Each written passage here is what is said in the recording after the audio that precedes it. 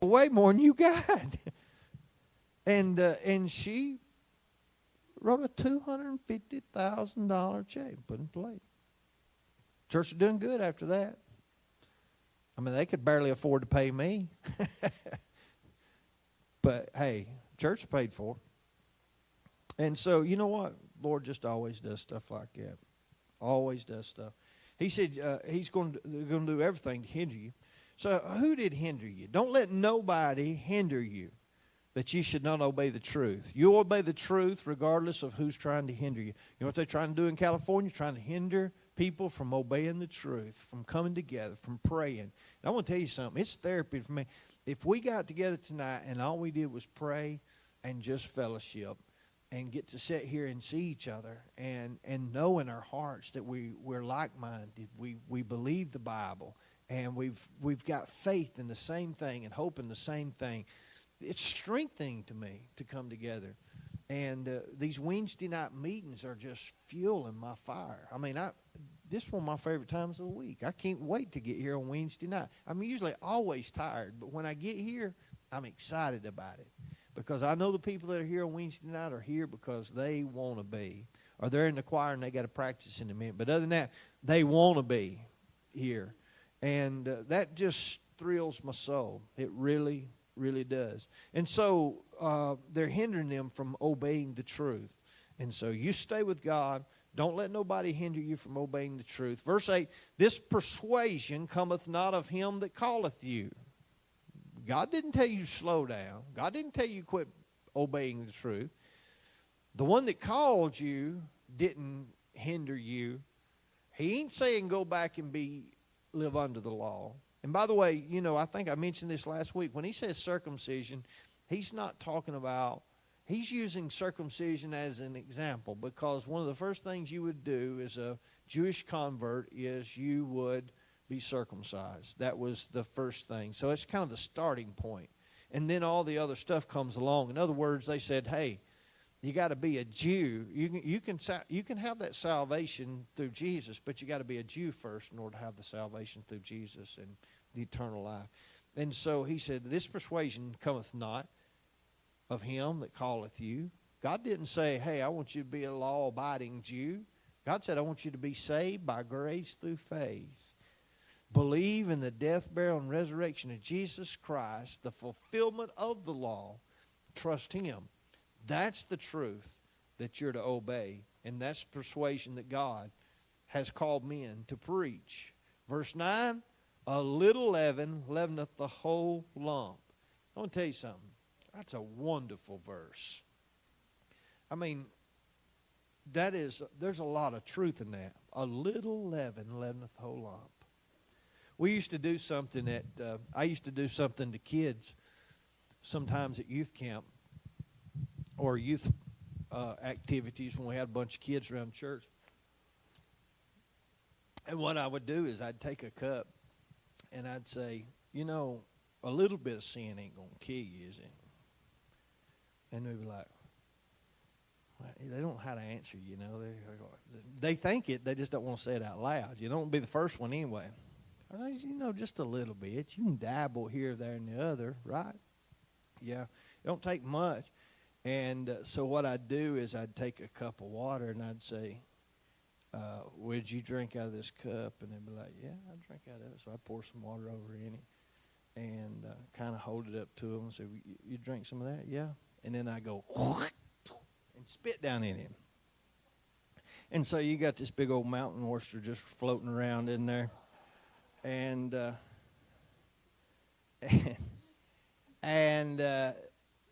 they would be, I'd say, would you take a drink of it now? And they'd be like, oh, no, I wouldn't touch that now.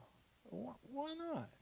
That's nasty now. Well, there ain't much in there. Just a little spit floating around in there. The rest of it's still pretty good. And they'd be like, you're crazy. I ain't touching that. But that's a great illustration of what Paul's saying. He said it just takes a little leaven to leaven the whole lump. I mean, it's the same way. I mean, you could drop a little poison down in a cup, but the whole cup's ruined. The whole thing's ruined. So when Paul says a little leaven leaveneth the whole lump, Paul's saying it don't take much. It don't take much. Now, I ain't a bread maker. Any of y'all bread makers? There used to be some bread makers. Leslie's grandmother was an excellent bread maker. She could make some sourdough bread. Oh, my goodness. We'd drive over. She lived in Scottsboro, Alabama. Leela Irma Stoner. Wonderful Christian lady, precious lady. Prayed for us, man, prayed for me. I mean, just God all over. But that woman could make bread, honest to goodness. I believe it floated down out of heaven. It was the best stuff you ever put in your mouth. And if you make bread, you know that, you know, as you go through the Bible, leaven is always a symbol of bad through the Bible. That's why when we come to communion, we partake of unleavened bread. And I don't know why God done that, but it's that leaven that caused the bread to rise. So therefore we eat those crackers or those pieces of foam we've been eating lately. I don't know what those Catholic things that we've been eating, kind of like you know, and really you don't eat those things. But maybe it's better than the stuff that breaks your teeth out. I have had that blessing at a few communions. Somebody get excited and make something that was equivalent to quartzite rock or something, you know, and we're trying to chew that. This that leaveneth the whole lump. And he says, I have confidence in you through the Lord that you will be none otherwise minded, but he that troubleth you shall bear his judgment, whosoever he be. And Paul's saying, I got confidence in you. You realize, listen, we could learn a lot of stuff from this. These people have gotten off course. They've gotten out of the way. They're not lining up right now with the things that they've been taught and learned. They've veered off the path a little bit. Paul knows it's not them. He knows that somebody is instigating this and leading them off course. And Paul said, but I got confidence in you through the Lord. Paul's encouraging them to get straightened out. And that's what we ought to do.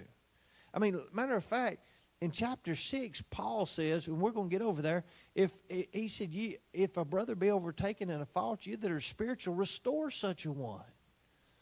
You know. And I'm going to tell you what Christians are good at. We're good at kicking people when they're down. Boy, I mean, I want to tell you something. Churches are real good if somebody gets out of the way or somebody gets out of line or does something they don't like. They're real good at condemnation. And we ought to be real good at restoration. Trying to get somebody back up, trying to get them back in, encourage them. Paul said, I got confidence in you, brother. I got confidence. I got confidence in you through the Lord that you'll be none otherwise minded. But he that troubleth you shall bear his judgment, whosoever he be. And he said, I'm going to tell you something.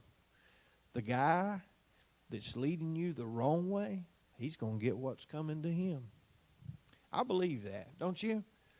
Listen, Billy can go out here and run around and act a fool if he wanted to, and cheat on Fran and do all kinds of crazy stuff he wanted to, and she may not ever find out about it, and we may not ever find out about it, but the Lord knows about it, and the Lord will deal with that situation. And so, you know what I'm afraid of? I ain't afraid of losing my job at Friendship Baptist Church. I ain't afraid of being kicked out of ministry. I ain't afraid of my pastor calling me and saying, hey, we're taking your ordination papers back. We don't think you're worthy of this. I ain't afraid of that. I'm afraid that one day I'm going to stand before God and he's going to say, I ain't real happy with you. That's what I'm afraid of. You see, the fear of the Lord is the beginning of wisdom. And we've kind of got to that place today where we think we got everybody buffaloed. And people do it, preachers do it all the time. Preachers are some wicked dudes. I mean, I'm honest God, I've known a bunch of them through the years. And I got less confidence in a lot of them, people that claim to be preachers and stuff. And I hate to say that, but there's some bad preachers out there. And guys that I've been friends with for years, you know, and just turns out they're just rotten. But we see it coming. Me and Leslie spotted a few before, and we're like, you know, it ain't going to last long. And sure enough, you know, there's some issues there. Some of them's fooled us. But what I'm saying is this, is that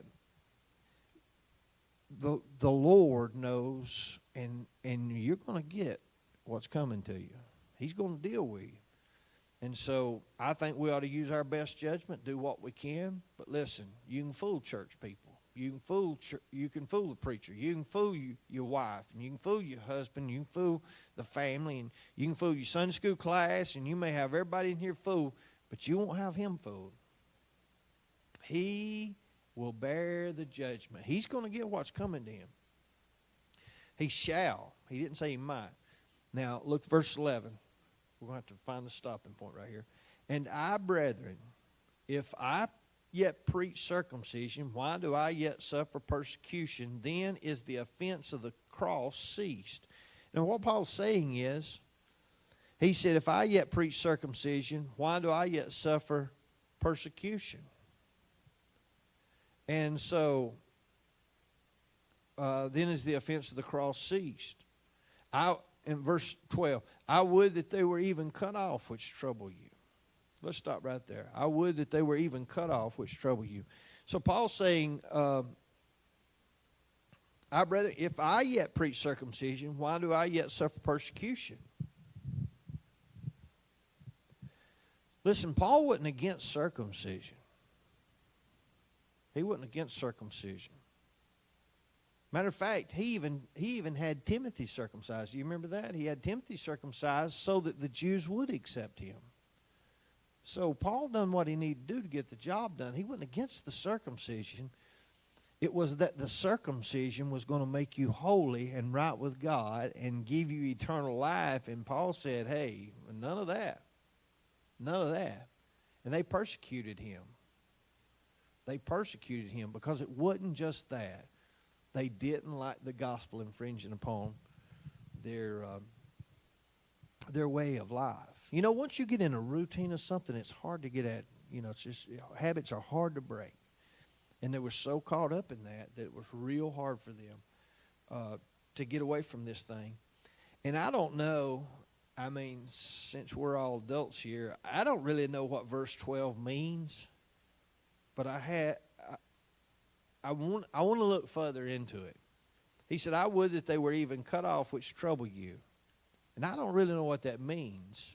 My mind went to some bad places when I was reading it because I wondered if Paul's saying they which trouble you, they were cut off. In other words, made eunuchs so that they couldn't reproduce more of those people. I run that by Blake a while ago on the way to church, and he said, good thought, but I ain't sure that's what that means. I said, I ain't either. But, I mean, you know, Paul says, I would they were even cut off which trouble you.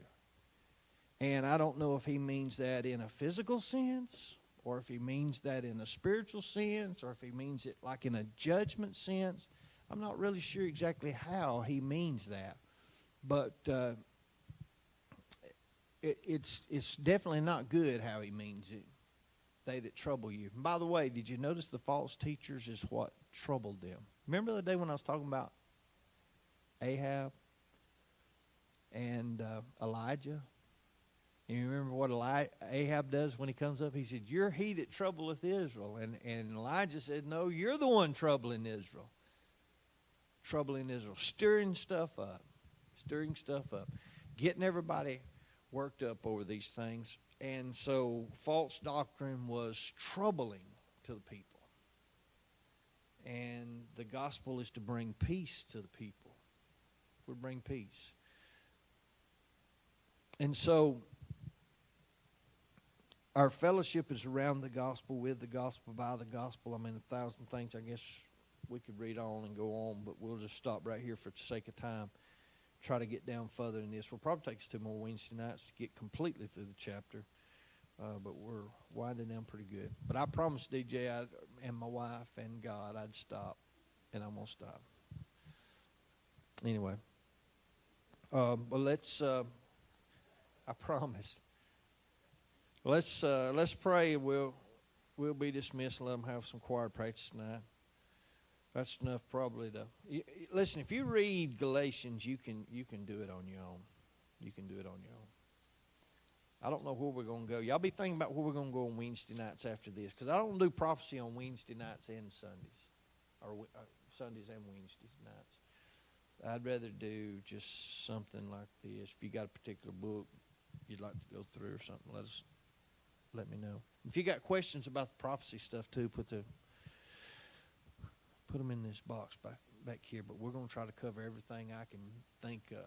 Everything I can think of. I'm going to be preaching on the coming of the Lord when the Lord comes, I think. You know, in September is the Feast of the Trumpets.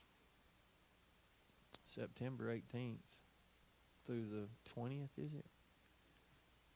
And in that Feast of Trumpets, you know, their calendar's different than ours.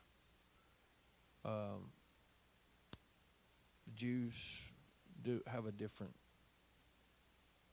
they're set up on a lunar system, like 30 days in a month. I think just straight 30 days. So there's a few days that get lost in transition somewhere. 360 days in a year, I think, is where they set up. But they have a Feast of the Trumpets where they blow the trumpet 100 times through that feast period. It's Feast of the Trumpets. And you never know. They could hit that last trumpet, and Gabriel said, hey, I'm going to blow mine one time. Never know. I'll give you some indications about some of that kind of stuff a little bit later on. All right. Anybody got anything you want to mention? Oh, I wasn't supposed to ask y'all that. But if you do it right quick. I was supposed to not let nobody ask nothing. I mean, not by the governor or nothing, just by...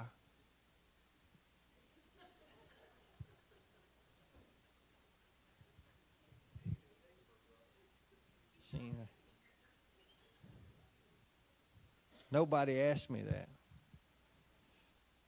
Except...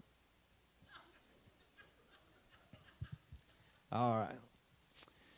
Well, we're looking forward to Sunday. Bring somebody with you. Lord, have mercy. If they come in here, we're going to be a mess. This place was full of people Sunday morning. But I guess if you got situations, you want to wear a mask, wear a mask. If you're sick, wear a mask. I would. I've been wearing a mask. Y'all don't believe that, do you? I wore one so long the other day, I got a headache. I don't know how y'all do it all day, every day, but I did. I went down to get Leslie's daddy, and I put a mask on. We wore one all the way through Atlanta, all the way up to Hiram, all the way through the grocery store, get him some groceries. We come out thing, and by the time we got out of his house, I told Leslie, I said, man, I've got a busting headache. I don't know how you do that all day. It'd like to kill me. But anyway, if you need to do that, do what you need to do to make you feel safe. That's what we ought to do. All right, I'm done. Y'all ready? All right. Well, Ed, since you ain't been here, I'm going to have to let you dismiss us. You need to get right anyway, so you just pray till you feel like you've repented for not having no water on this pulpit. So I appreciate them. Boy, I love the Haygoods. They just smile. They're good folk. I'd take 10 more families just like them. All right, let's be dismissed.